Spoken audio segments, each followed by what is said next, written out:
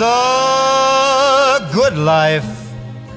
Todd and I like all the goodies and everything. I mean, the more pizza toppings, the better. My kids like cheese.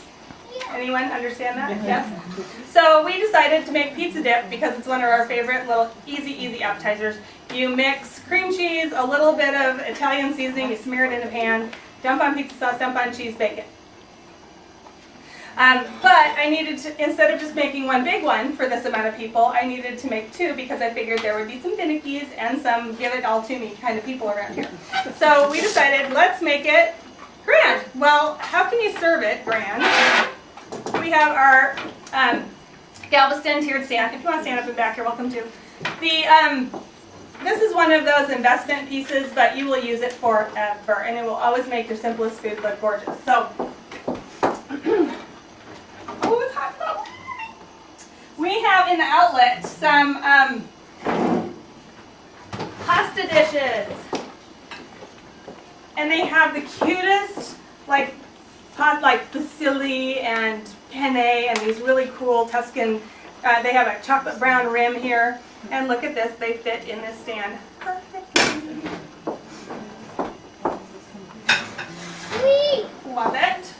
So we have the finicky level and we have the yummy level, and then we have Triscuits, and you dip it with Triscuits. So we'll just dump these in here and throw them on the bottom level. You notice we just tied a little bit of color on there because it's kind of blah.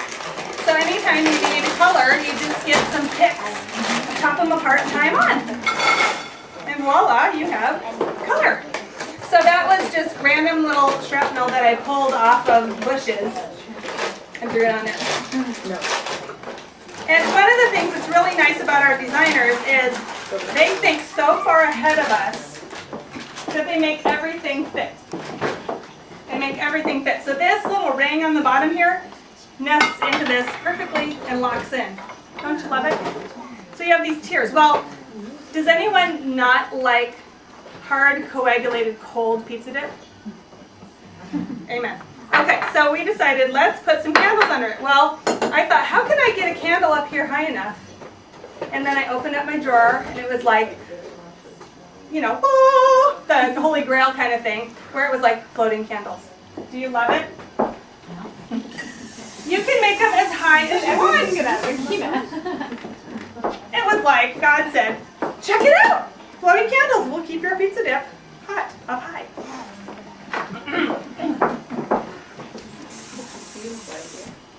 So this way you can make them as close or as far away from your pizza dip as you want. Voila! Don't you love it? So then we decided, okay, we need another cheesy, wonderful thing. And another one of my favorite things is Vicki Jones's 4-ingredient artichoke dip. I craved it. Every time I went to her cabin, I just was like, please let her have artichoke dip. And I would just eat it. And I called her one day thinking, there's no way I'll have the ingredients in my house, but I don't care, I'm going to ask her anyways. 4 ingredients. Can of Parmesan cheese, 1 brick of cream cheese, and it's like the Kraft green can.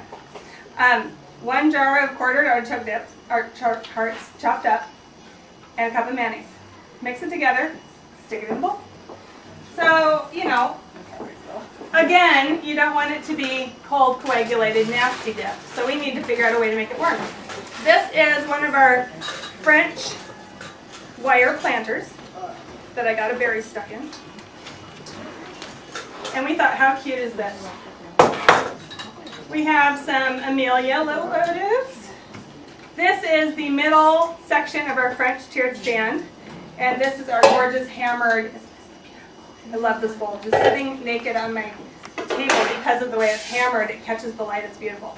So to add to our little fall color theme, throw this in here. We need, again, some candlelight, and we'll light these later. And then we take our artichoke dip out. Gorgeous. And can you imagine if we had that on there with candlelight under it, how it would stay nice and warm? Now, if you want a little spriggy-do, of course, you have your picks that you chopped up again. Buy a bush, chop it into a million pieces. When you see the dollar store has these little berry bushes, grab them, because they look good with everything.